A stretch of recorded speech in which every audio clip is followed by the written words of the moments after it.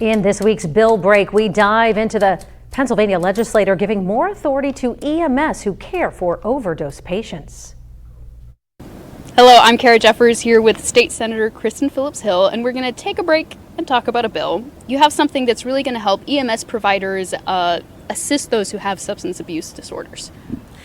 That's absolutely correct. So many families across Pennsylvania have lost a loved one to addiction, and local EMS providers came to me and said, we have a challenge.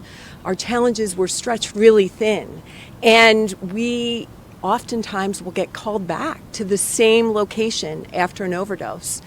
And we need the ability to leave behind a dose package of naloxone, and that will free them up from having to go back to that scene and give them the time that they need to respond when your father has a heart attack, your grandmother has a fall, your kid is in a car accident. Specifically, what does your bill do? So the bill empowers local EMS providers when they respond to an overdose, revive a person, the person does not want to be transported, they have the discretion to leave behind a dose package of naloxone.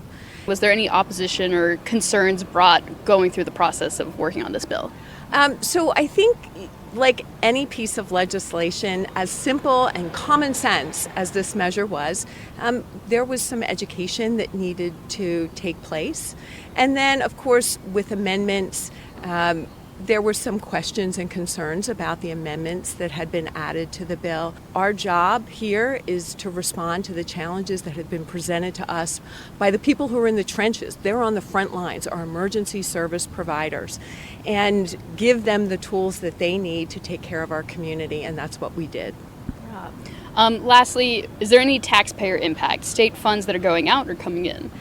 So there is absolutely no taxpayer impact here at the state level. As a matter of fact, I believe we always do a fiscal note on a bill and they say it's de minimis. So thank you so much for your time, State Senator. Thank you. And this has been Bill Break, where we kind of talk about the legislation that doesn't always make it to the limelight.